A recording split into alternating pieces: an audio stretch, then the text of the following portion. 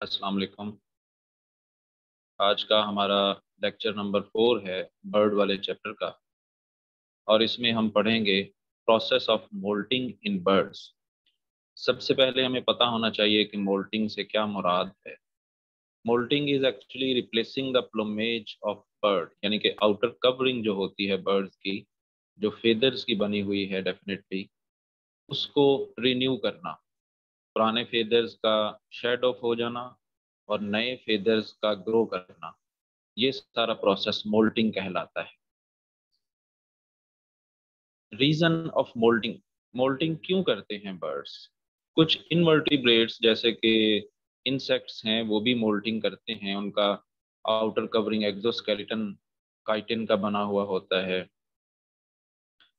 लेकिन उनकी मोल्टिंग की रीजन और बर्ड्स की मोल्टिंग की रीजन में थोड़ा फर्क है। इंसेक्ट जब डेवलप कर रहे होते हैं, उनकी बॉडी ग्रो कर रही होती है, उनको अपने बॉडी के हिसाब से नया एक्सोस्केलेटन बनाने की ज़रूरत पेश आती है। वो फिर पुराना एक्सोस्केलेटन उतार देते हैं और नया एक्सोस्केलेटन दोबारा से बना लेते हैं बॉडी के ग्रो करने के बाद।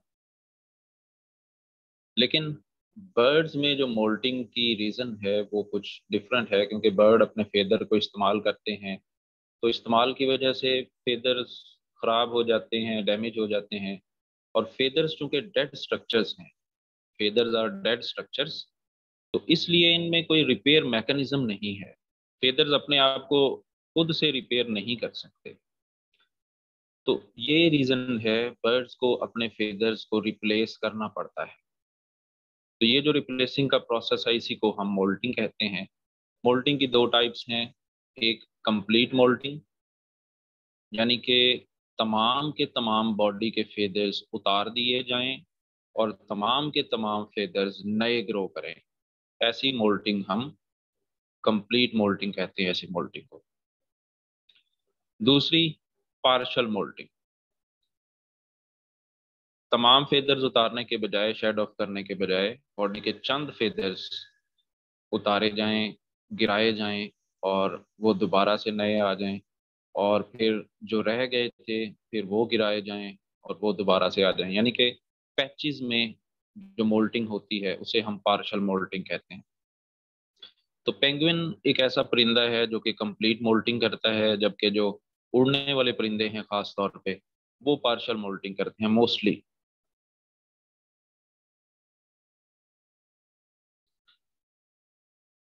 यहाँ पर हम एक बर्ड की एग्जांपल लेके मोल्टिंग का प्रोसेस समझने की कोशिश करेंगे।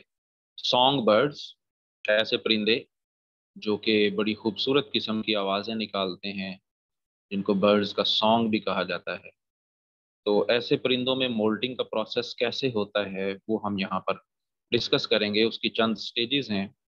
सबसे पहले जब सॉन्ग बर्ड हैच करता है, अंडे से जब वो निकलता है, अ, छोटा सा वो हैचलिंग कहलाता है, तो उस वक्त उसकी बॉडी के ऊपर बड़े फेदर्स मौजूद नहीं होते, सिर्फ छोटे छोटे डाउन फेदर्स मौजूद होते हैं। डाउन फेदर्स के बारे में हम लेक्चर नंबर 2 में तफसील से डिस्कस कर चुके हैं। तो डाउन फेदर्स ने बॉडी को पूरी तरह से कवर किया होता है। उसके बाद जब वो थोड़ा सा बड़ा होता है, तो सबसे जो पहला मोल्ड है वो होता है, यानी डाउन फेदर्स गिरा दिए जाते हैं और कुछ डाउन फेदर्स गिराए जाते हैं, और उनकी जगह पर कुछ थोड़े से बड़े फेदर्स, जिनको जुवेनाइल फेदर्स कहा जाता है, वो अपीयर हो जाते हैं। अब ये जो जुवेनाइल फेदर्स हैं, ये कोई नई किस्म के फेदर्स नहीं हैं। हमने लेक्चर नंबर 2 में पढ़ा था कि कॉन्टोर फेदर्स, डाउन फेदर्स और पिन फेदर्स, ये तीन किस्म के फेदर्स पाए जाते हैं बर्ड्स के ऊपर। तो ये juvenile feathers actually contour feathers ही होते हैं, जो कि अभी नए नए ग्रो किए हैं, नए नए निकले हैं, अभी पूरी तरह से डेवलप नहीं हुए। उनको हम जुवेनाइल या जुवेनल फीदर्स का नाम देते हैं।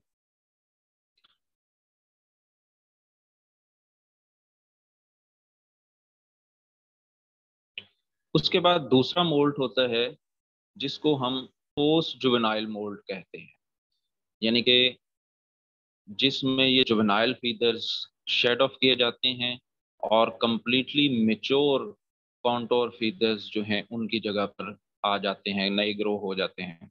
ये प्रोसेस ऑटम में होता है।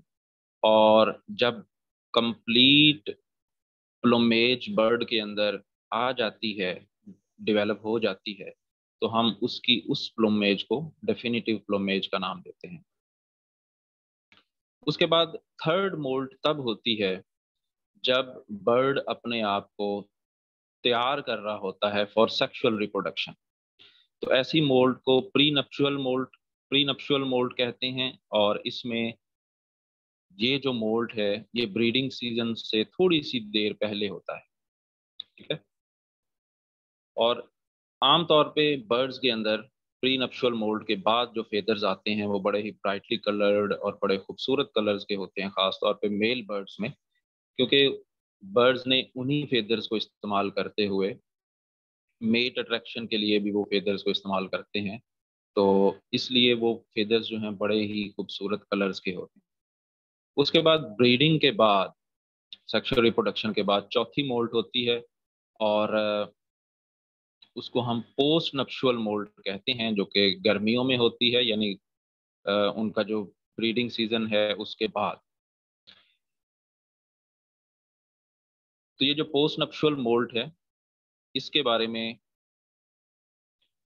थोड़ा सा डिफरेंस है इसमें चंद बर्ड्स में। कुछ बर्ड्स ऐसे हैं जिनमें ये पार्शियल मोल्टिंग होती है, और कुछ बर्ड्स ऐसे हैं जिनमें कंप्लीट मोल्टिंग होती है, पोस्ट नप्शुअल मोल्ट।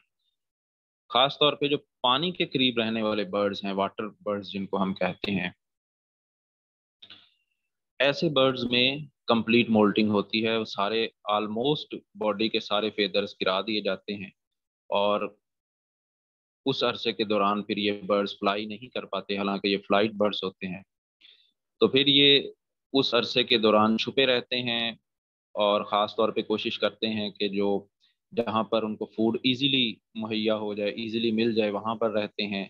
और जहाँ पर ये प्रीडेटर्स की नज़रों से छुपे रह सकें उन जगहों पर ज़्यादा ज़िंदगी गुजारते हैं। तो जब बर्ड पूरी तरह मेच्योर हो चुका होता है तो फिर हर साल उसमें सिर्फ दो मोल्ड्स होते हैं, प्री नप्शुअल मोल्ड और पोस्ट नप्शुअल मोल्ड। तो बाकी के जो मोल्ड्स हैं, जुवेनाइल मोल्ड और जो डेफिनेटिव मोल्ड होने से पहले की मोल्ड है वो नहीं होते। सिर्फ पोस्ट नप्शुअल एंड प्री नप्शुअल मोल्ड रह जाते हैं। तो ये इनकी सारी जिंदगी जारी रहते हैं, ब्रीडिंग सीजन से पहले प्री नप्शुअल और ब्रीडिंग सीजन के बाद पोस्ट नप्शुअल मोल्ड होता है। अब इस टॉपिक को पढ़ने के बाद चंद क्वेश्चंस जो हैं वो अराइज होते हैं जिनका जानना बहुत जरूरी है। Do birds replace a single feather? अगर एक सिंगल फेदर, कॉन्टोर फेदर गिर जाए तो फिर क्या बर्ड वो रिप्लेस करते हैं या नहीं, या फिर जब वो नए सिरे से अगले साल अगला मोल्ट होगा तो तभी वो फेदर नया ग्रो करेगा?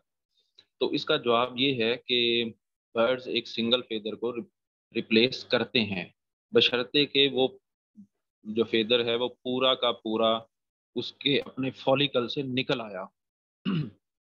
ये नहीं कि बर्ड के फेदर को हम दरमियान से हाफ से काट दें तो बर्ड उस फेदर को रिप्लेस करेगा, ऐसा नहीं है।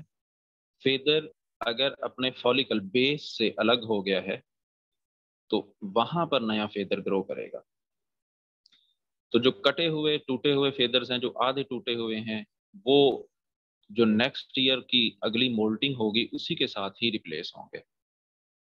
दूसरा क्वेश्चन है, do all birds have same moulting pattern? तो अभी इस टॉपिक में हमने सॉन्ग बर्ड्स के मोल्टिंग के पैटर्न को डिस्कस किया है।